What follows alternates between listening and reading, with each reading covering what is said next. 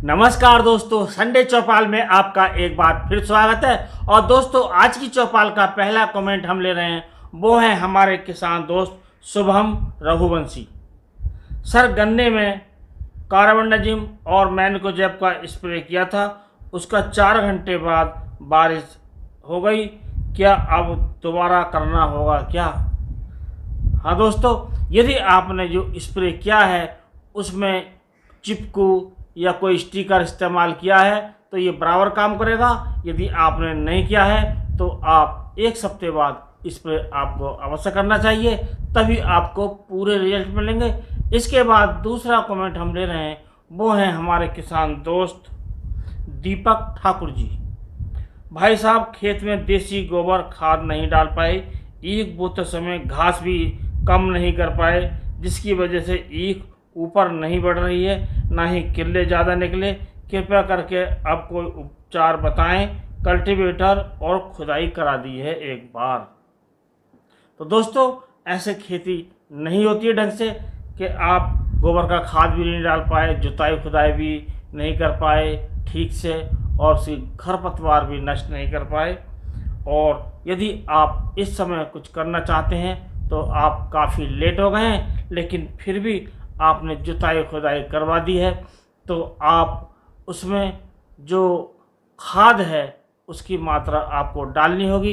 इसके लिए आपको लेना है कैल्शियम नाइट्रेट, क्योंकि दोस्तों यदि आप यूरिया डालते हैं तो यूरिया से इसका जो रिजल्ट है वो देर से मिलता है, और फिर भी हमारे पौधे ज़्यादा नाजुक होने से बरसात के मौसम में उसमें तरह तरह की बीमारियां आने का खतरा रहता है।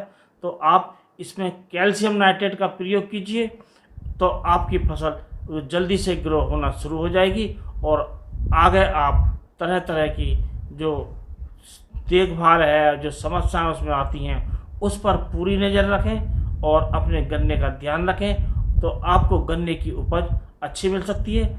अगला कमेंट हम ले रहे हैं, वो है हमारे किसान दोस्त पंकज शर्मा। सर, दीमक की बेस्ट फर्टिलाइज़र क्या है? तो दोस्तों, दीमक की ये दवाई की बात कर रहे हैं।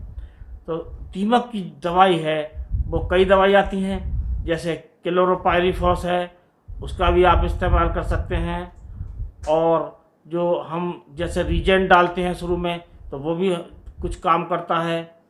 और यदि इस समय आपके खेत में दीमक है तो आप इमिडाक्लोप्रिड जो 17.8 SL के रूप में आती है, उसका भी आप इस्तेमाल कर सकते हैं, तब आपकी दीमक पर अच्छा कंट्रोल होगा। अगला कमेंट हम ले रहे हैं, वो है कि हमारे किसान दोस्त अनिल कुमार। गन्ने में मिलीबग आ गया है, फ्यूराडान दानेदार डालने पर पूरी तरह ख़त्म हो जाएगा क्या? हाँ दोस्तों, ये फ्यूराडान इसमें भी असर करती है, मिलीबग को भी ये नष्ट करती है। अगला कमेंट हम ले रहे हैं, वो हैं हमारे किसान दोस्त प्रदीप स्वेच। कैल्शियम नाइट्रेट 1 एकड़ में कितना डालें? तो दोस्तों, कैल्शियम नाइट्रेट आपको 1 एकड़ में लेना है 20 से 25 किलोग्राम प्रति एकड़ के हिसाब से। और यदि इसमें आप बोरोन की मात्रा थोड़ी मिला लें या फिर बोरोन वाला कैल्शियम नाइट्रेट लें, तो आपको इसके बहुत अच्छे रिजल्ट मिलेंगे, अर्थात आपके गन्ने की जो मोटाई है वो भी बढ़ेगी। और दोस्तों, अगला कमेंट लेने से पहले आपसे अनुरोध करेंगे, यदि आप चैनल पर नए हैं और आपने अभी तक चैनल सब्सक्राइब नहीं किया है तो चैनल को सब्सक्राइब कीजिए और बेल आइकन के बटन को ऑल पर सेलेक्ट कीजिए। और अगला कमेंट हम लेंगे, वो है हमारे किसान दोस्त राहुल कुमार जी। NPK 18-18-18 और NPK 0050 कोराजन ह्यूमिक एसिड के साथ डाल सकते हैं क्या?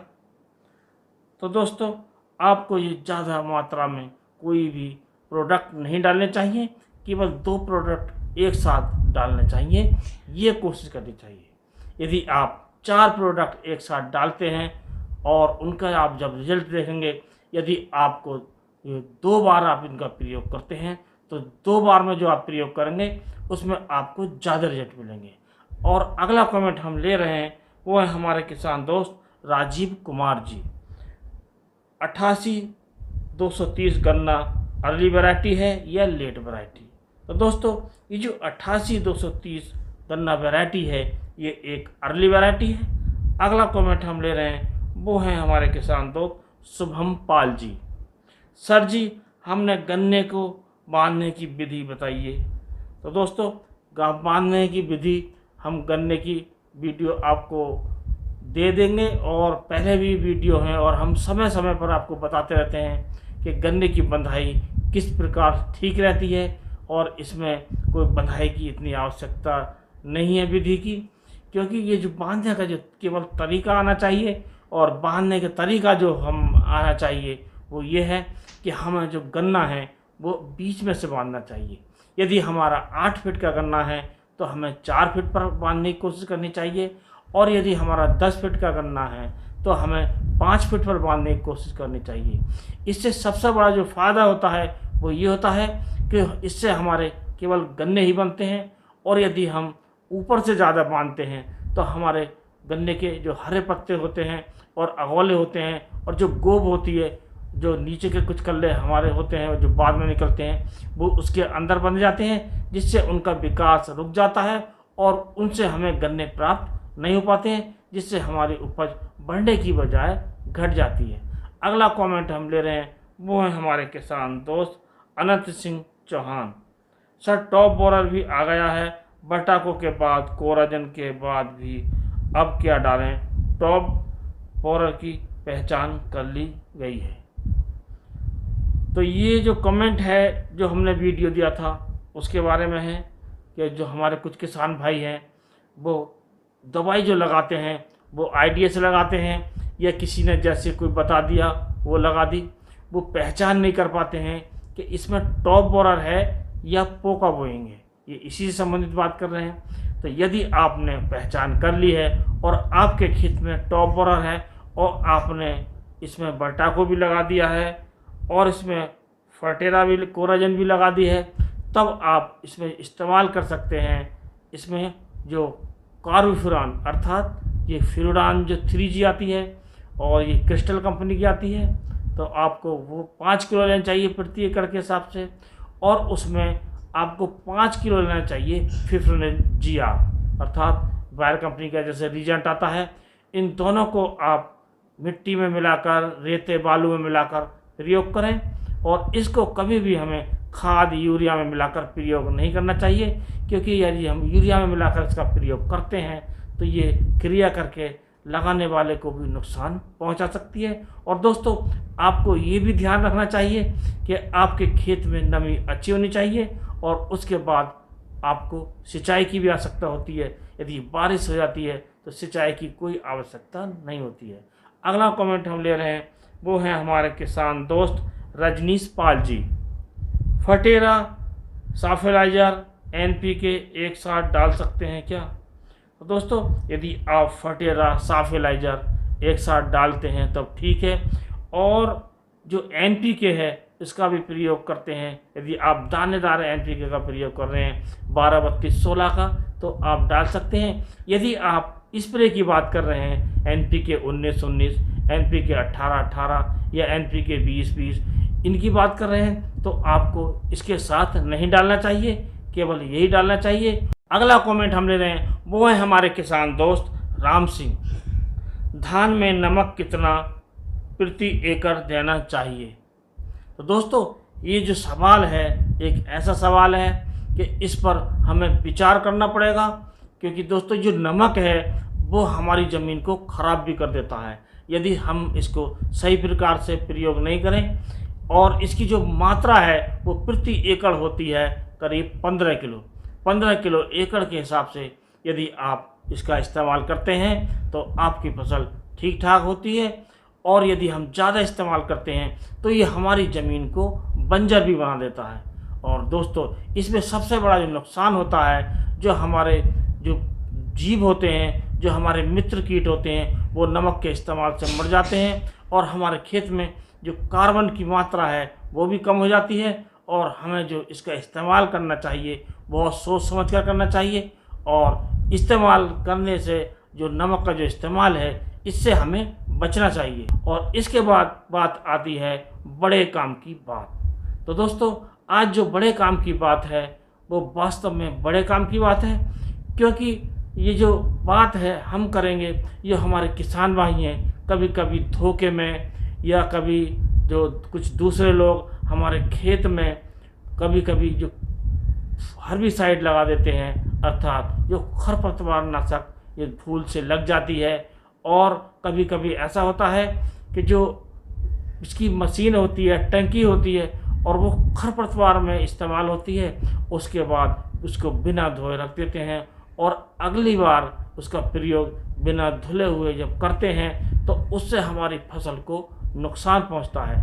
और दोस्तों, और कभी कभी जो टैंकर से हम स्प्रे करते हैं, तब भी टैंकर जो किराए के होते हैं वो भी उसकी धुलाई नहीं करते हैं। और पहले हमें चाहिए कि उसकी धुलाई करें। यदि अनजाने में कोई खरपतवार नाशक हमारे खेत में लग जाए तो हमें क्या करना चाहिए? तो इसके लिए आपको एक दवाई हम बता रहे हैं, इसका आपको इस्तेमाल करना है। दोस्तों, ये दवाई है ईसा एग्रो कंपनी की रैपिग्रो, और इसको आपको 400 ml प्रति एकड़ के हिसाब से 200 लीटर पानी में घोलकर यदि आप इसका स्प्रे कर देते हैं तो ये आपकी फसल को बचा सकती है। और दोस्तों, ये किसी प्रकार का कोई अमृत तो है नहीं कि दवाई लगने के बाद फसल खराब हो गई हो, जल गई हो, सूख गई हो तो उसका जिंदा करते, लेकिन ये एक तरह से मरती हुई फसल को ये जिंदा कर सकती है और ये उसको ठीक कर सकती है। और दोस्तों, इसके बारे में मेरे मन में जो बात आई वो इस प्रकार आई कि एक किसान हमारे पास आए थे कि हमारे जो मेंथा है वो दवाई इस्तेमाल करने से मरने जा रहा है, अर्थात वो झुलस रहा है और वो सूखने के कगार पर है। उन्होंने एक दिन पहले ही स्प्रे किया था और सुबह को वो मुझसे मिले, और जब मैंने खेत पर जाकर देखा तो वो खेत पूरा झुका खड़ा था और वो मेंथे की फसल थी, और ऐसा लग रहा था कि ये शाम तक नष्ट हो जाएगी। और जब उसके बाद जब हमने दवाएं देखी तो वो दवाएं सब ठीक थी, कोई ऐसी दवा नहीं थी कि उससे उस पर कोई प्रभाव पड़े। लेकिन जब हमने छानबीन की और हमने जब पता लगाया कि वो स्प्रे किससे किया था, तो वो किया था एक टैंकर से, जिसे टैंकर जो ट्रैक्टर के पीछे होता है, और पावर स्प्रे से स्प्रे किया था। और हमने उस स्प्रे करने वाले किसान का जो ठेकेदार था उसे बुलाया, और उससे जानकारी करने के बाद पता लगा तो उसमें एक दिन पहले गन्ने के खेत में जो हर्बिसाइड होती है, जो खरपतवार होते हैं उनको नष्ट करने वाली दवा का इस्तेमाल किया था, और उसने बिना धुलाई किए हुए मेंथे के खेत में ठीक ठाक और अच्छी दवाएं लगाई, और उस खेत का वो पूरी तरह जो खेत था वो नीचे झुक गया था और वो मरने के कगार पर था। तब इसके बारे में छानबीन करके उस खेत को बचाया गया, और इस बारे में ये कभी कभी घटनाएं होती रहती हैं, तो आपको ये बड़े काम की बात बताई। तो दोस्तों, आज के वीडियो में बस इतना ही। अगले वीडियो में कोई नया टॉपिक लेकर फिर मिलेंगे। इसी के साथ इस वीडियो करते हैं समाप्त। नमस्कार।